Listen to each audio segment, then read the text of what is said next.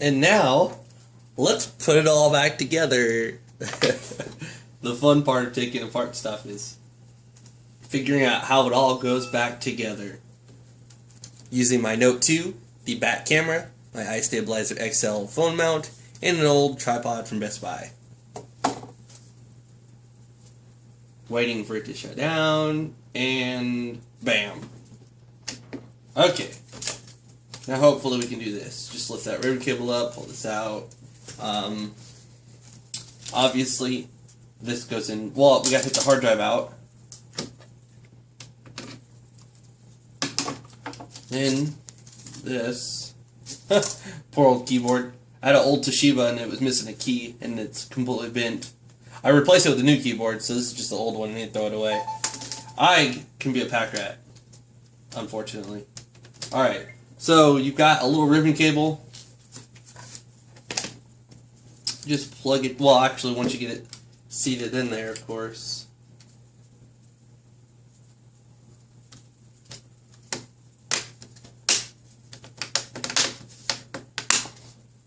The worst part about taking these apart is you gotta lift up like on a little corner and then work your way around it. You can't like lift up anywhere else, like as far as I'm aware. So like I always end up scratching my I put a little bit of scratch on it. But it's just a netbook and frankly it's a Dell and I don't give a crap. Okay, so we have the power. You just lift up on this little connector, you slide it in there. And it wants to be a pain. Come on. Come on. You want to be a pain, don't you?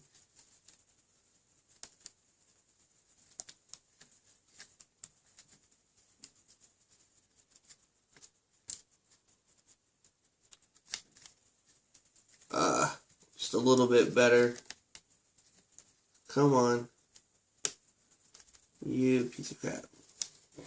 Alright, that should be in there. And then we also need the trackpad. We don't need it, but it would be nice to have if you're without your,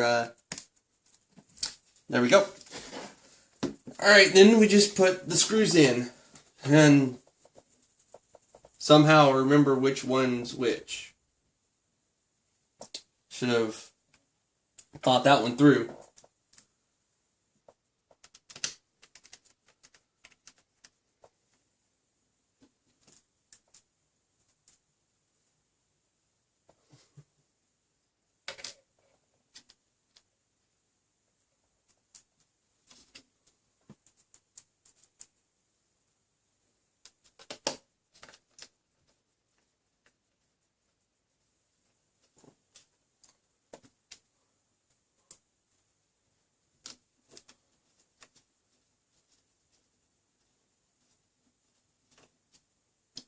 Alright, we'll put the hard drive in. This is not an SSD. It is a 5,400 RPM hard drive because my other one messed up. And yeah, I want to get an SSD, but I might get one at the end of the month. Actually, I'm going to do my best to get one. I cannot stand using traditional hard drives. Oh, that went to the little speaker. I'm not taking all that apart to get to the speaker. Screw that. The speaker is already messed up. So then these two that don't have, well, I guess they do have a little Loctite stuff on them. Screws down the hard drive.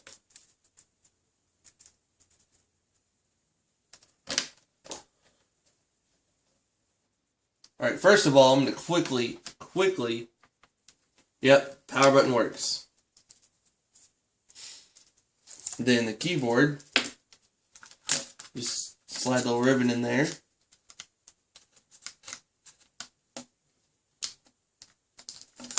Then you lift or pull this like that, and then press it down in there. It's not going to stay in there until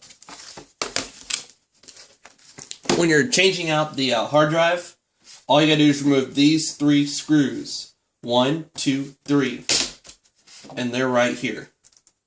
You don't have to remove any other screws. It's unnecessary.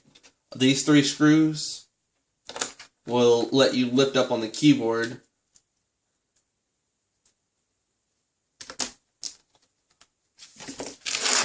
Now, the keyboard does not lift up. To get it to lift up, you just undo those 3 screws. Now the fun part of putting in all the other little screws.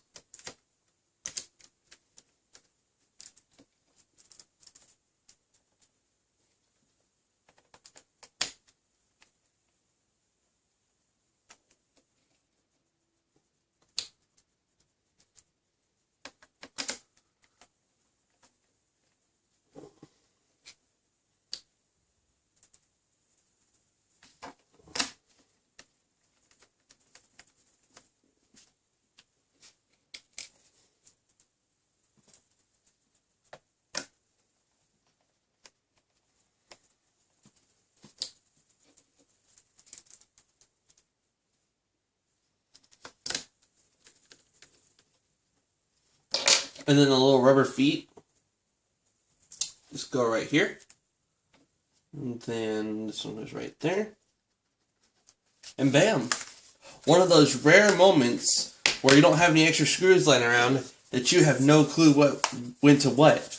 When you're using your laptop as a desktop and your battery's fully charged, make sure you remove it. If you keep your battery in there while it's plugged in, you will notice that after a course of a year, when you go to unplug your laptop, it only lasts 15, 30 minutes, sometimes even less than that.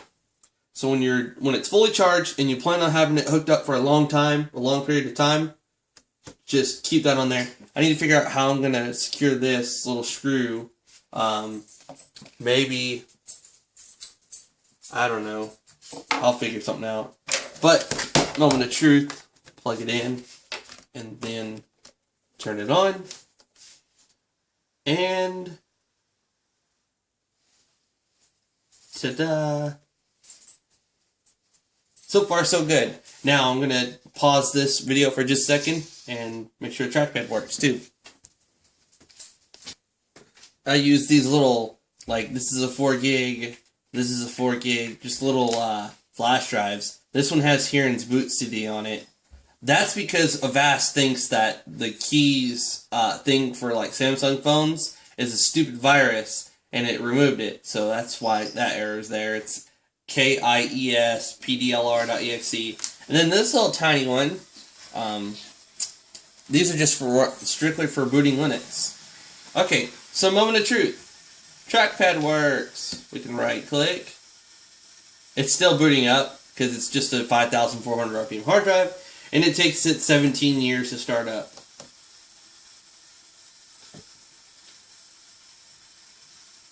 Come on. Come on.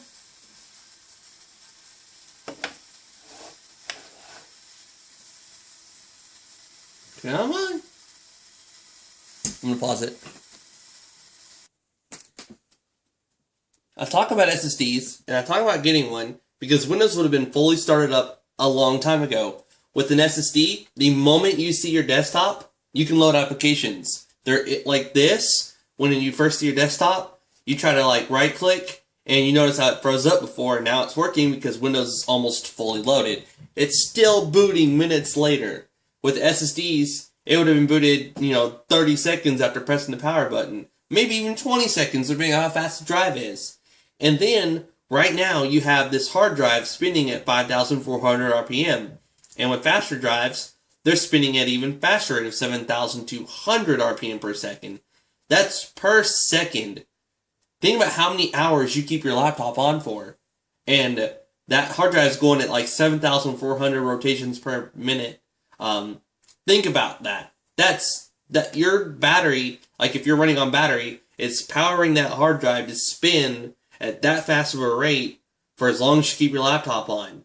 So when you replace that with a solid state, not only are you getting that 20, 30 second boot time, even faster with Windows 8, you're getting, like, as soon as you see your desktop, you can load applications. You're getting up to an hour increased battery life because your battery is not constantly spinning a hard drive at thousands and thousands and thousands of RPMs per minute the entire time your laptop's on.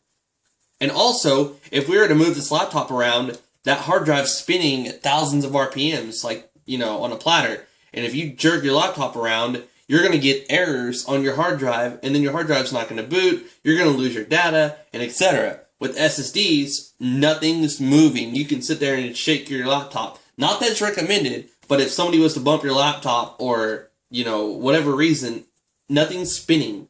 So SSDs increase battery life, increase Windows loading time, application loading times. If you're, you know, searching for a file, it's going to search for that file way faster than something that's spinning trying to find a file.